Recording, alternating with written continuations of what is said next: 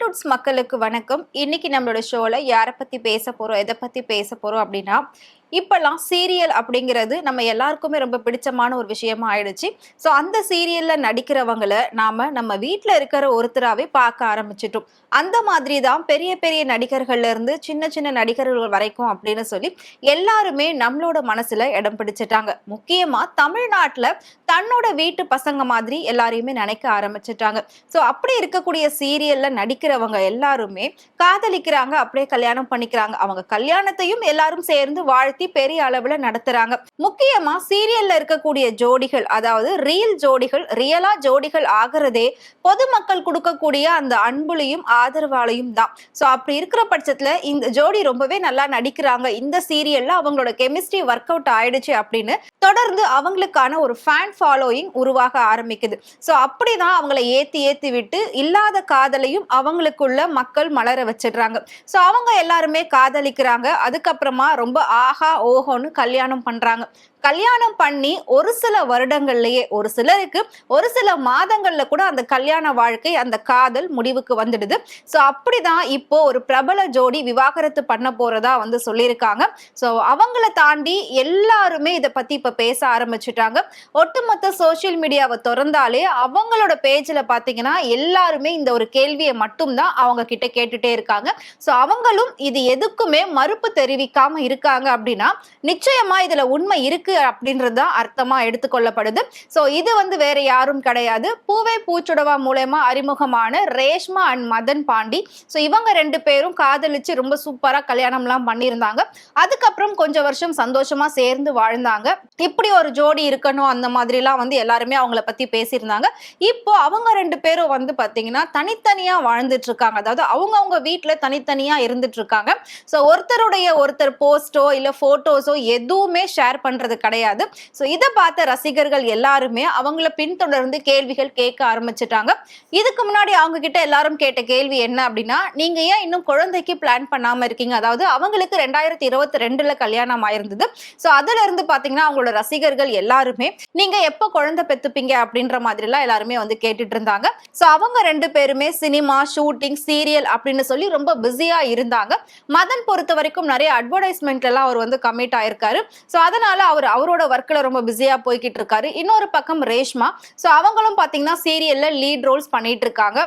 முதல் ஜீ தமிழ்ல ஒளிபரப்பான டான்ஸ் ஜோடி டான்ஸ்ல தான் அவங்க அறிமுகமானாங்க. சோ அந்த டான்ஸ்ல இருந்து தான் அவங்களுக்கு ஒரு சீரியல் வாய்ப்பு கிடைச்சது. அந்த சீரியல்ல அவங்களுக்கு எக்கச்சக்கமான ஆடியன்ஸ் உருவானாங்க. அவங்கள பிடிக்காதவங்க யாருமே இருக்க மாட்டாங்க. சோ அவங்க வீட்டு பொண்ணு மாதிரி பார்க்க ஆரம்பிச்சாங்க. அந்த அளவுக்கு அவங்களுக்கு அன்பும் ஆதரவும் தமிழ்நாட்டு மக்கள் கொடுத்திருந்தாங்க. சோ அதனாலதான் அவங்களுக்கு அடுத்தடுத்து நாடக வாய்ப்புகள் கிடைச்சிட்டு இருந்தது. சோ மதன் பாண்டியனை பொறுத்த வரைக்கும் ஒரு சில படங்கள்ல சைட் கேரக்டர்ல பண்ணிருக்காரு, ஃப்ரெண்ட் கேரக்டர் இந்த மாதிரி எல்லாம் அவர் பண்ணுவாரு. சோ இவங்க ரெண்டு பேருமே ஒர்க் பண்ணிட்டு இருக்காங்க. அதனாலதான் ரெண்டு பேரும் ரொம்ப பிஸியா இருக்கிறதுனால எதுவும் போட்டோஸ் ஷேர் பண்ணல அப்படின்ற மாதிரி தான் கொஞ்ச நாட்களுக்கு முன்னாடி வரைக்கும் எல்லாருமே நினைச்சிட்டு இருந்தாங்க. சோ ரீசெண்டா பாத்தீங்கன்னா நிறைய விஷயங்கள் அவங்கள பத்தி வதந்திகளா பரவ ஆரம்பிச்சது. சோ அது எல்லாத்துக்குமே அவங்க கிட்ட பதில் இருக்கு அப்படின்னா அவங்க முற்றுப்புள்ளி வச்சிருக்கலாம், அது எதுக்காவது ஒரு பதில கொடுத்திருக்கலாம். ஆனா ரெண்டு பேருமே இப்ப வரைக்கும் சைலண்டா இருந்துட்டு இருக்காங்க அப்படின்னா அப்போ உண்மை கண்டிப்பா இருக்கு அப்படின்னு தான் எல்லாருமே எடுத்துக்கிட்டாங்க. சோ அதனாலதான் இந்த விஷயம் காட்டு தீ மாதிரி சோசியல் மீடியா ஃபுல்லா வலம் வந்துகிட்டு இருக்கு. ஏன்னா அவங்க அவ்வளவு சூப்பரா கல்யாணமும் பண்ணி பல வருஷங்கள் சந்தோஷமா வாழ்ந்த மாதிரியும் எப்பவுமே வீடியோஸ் எல்லாம் போட்டுட்டே இருப்பாங்க. சோ ரெண்டு பேரும் சேர்ந்து கியூட்டான ஏதாவது சின்ன சின்ன விஷயங்கள் பண்ணாலும் உடனே அதை வீடியோவா போட்டோவா எடுத்து தன்னோட ரசிகர்களுக்காக ஷேர் பண்ணுவாங்க. சோ போன வருஷம் பாத்தீங்கன்னா மதனுடைய பர்த்டேவை ரேஷ்மா வேற லெவல்ல கொண்டாடி இருந்தாங்க. எல்லா சீரியல் ஆர்டிஸ்டையும் கூப்பிட்டு தன்னோட ஃப்ரெண்ட்ஸ் எல்லாம் கூப்பிட்டு கொண்டாடி இருந்தாங்க. இந்த வருஷம் அதே பர்த்டே டேட்ல எந்த ஒரு போஸ்ட்டுமே கிடையாது, நார்மலா ஒரு விஷஸ் கூட கிடையாது. பொதுவா பாத்தீங்கன்னா செலிபிரிட்டிஸ் எல்லாம் இன்ஸ்டா பேஜ்ல ரொம்ப ஆக்டிவா இருப்பாங்க. சோ அவங்க ரெண்டு பேருக்கு ஏதாவது ஒரு பிரச்சனை வரும்போது ஒன்னு பேரை தூக்குவாங்க, இல்லாட்டி அவங்களோட சேர்ந்து இருக்க போட்டோஸ் எல்லாத்தையும் டெலீட் பண்ணுவாங்க. அப்படி டெலீட் பண்ணாதான் உடனே மக்களுக்கு தெரியும் இவங்களுக்குள்ள ஏதோ பிரச்சனை ஓடுது, அதனாலதான் போட்டோஸ் டெலீட் பண்ணிருக்காங்க அப்படின்னு சொல்லி. சோ அந்த மாதிரி தான் ஏற்கனவே வெள்ளித்திரையில ஆர்த்தி ரவி, ரவிமோகன் இவங்களோட விவாகரத்து பேச்சு ஆரம்பமாச்சு.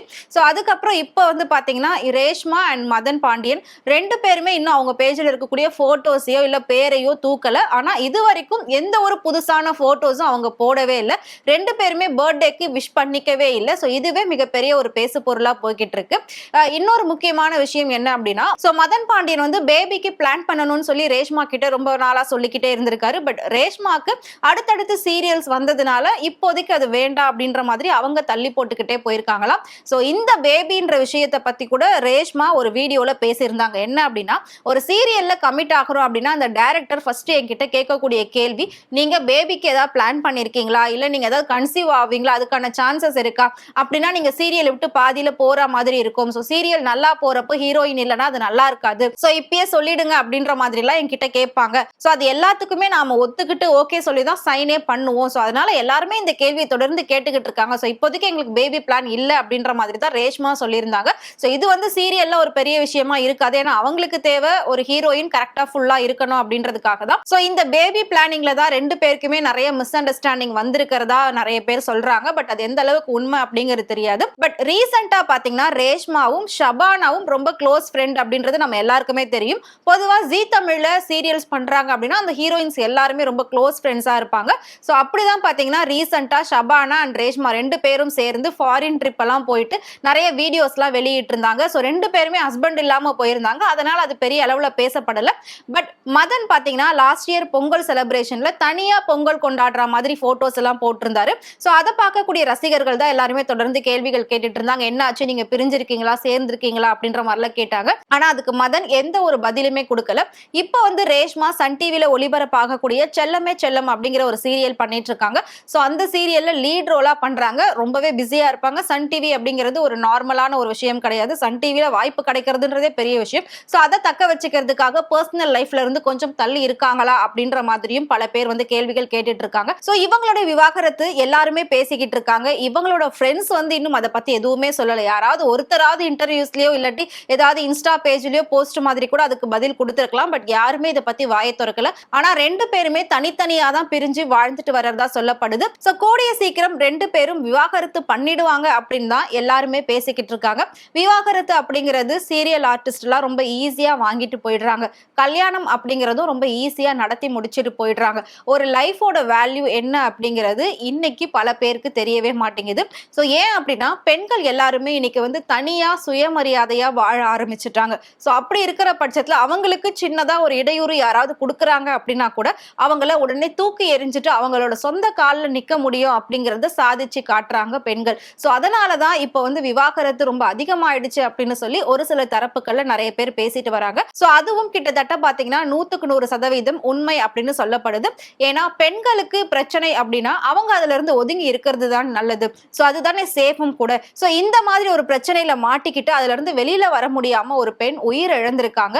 ஸோ அவ்வளோ பேர் வந்து அதுக்கு ஃபீல் பண்ணியிருந்தோம். இப்போ அவங்க இறந்து 1 வருஷம் கூட ஆயிடுச்சு. அவங்களோட நினைவு நாள் கூட ரீசெண்டா வந்தது. அவங்க வேற யாரும் கிடையாது, ரித்தன்யா தான். ஸோ தனக்கு பிடிக்காத ஒரு லைஃப்ல மாட்டிக்கிட்டு அவங்க ஒரு ஆடியோவை போட்டுட்டு சூசைட் பண்ணி இறந்து போயிட்டாங்க. ஸோ இன்னைக்கு அந்த பெண் இதே மாதிரி விவாகரத்து அப்படின்ற ஒரு முடிவு எடுத்திருந்தா நிச்சயமா அவங்க உயிரோட இருந்திருப்பாங்க. ஸோ பெண்களுக்கு ஒரு இடத்துல பிடிக்கல, பிரச்சனை, அன்கம்ஃபர்டபுள் அப்படின்னா கண்டிப்பா அங்க இருந்து தள்ளி நின்னுதான் ஆகணும். ஸோ அதுக்காக நாம வந்து தப்பான முடிவுகள் எடுக்கிறது அப்படிங்கிறது ரொம்பவே முட்டாள்தனமான ஒரு விஷயம் தான். உலகம் ரொம்பவே பெருசு. ஸோ வாழ்றதுக்கு 1008 வழிமுறைகள் இருக்கு. ஸோ அவங்க லைஃபை அவங்க லீட் பண்ணிட்டு போயிட்டு இருக்காங்க. ஸோ இந்த மாதிரி ஒரு நேரத்துல விவாகரத்து அப்படிங்கறத இந்த ஜோடி இப்போ பண்ண போறதா தகவல்கள் வெளியாயிருக்கு. இது இவங்களோட ரசிகர்களுக்கு மிகப்பெரிய ஒரு அதிர்ச்சியை கொடுத்திருக்கு. ஏன்னா அவ்வளோ ஒரு கியூட் கப்பலா இருப்பாங்க, ரொம்ப சூப்பரான வீடியோஸ் எல்லாம் வெளியிடுவாங்க, அவ்வளோ பேர் அவங்களுக்கு வாழ்த்துக்கள் சொல்லிட்டு வருவாங்க. இவங்கள ரொம்பவே எல்லாருக்குமே பிடிக்கும். ஸோ இவங்க இப்படி பண்றாங்கன்ற பட்சத்துல ரசிகர்களுக்கு அது கொஞ்சம் கவலை அளிக்கக்கூடியதா தான் இருக்கு. ஸோ ரேஷ்மா அண்ட் மதன் பாண்டி இந்த கப்பலை பத்தி நீங்க என்ன நினைக்கிறீங்க அப்படின்றத மறக்காம கமெண்ட்ல சொல்லுங்க.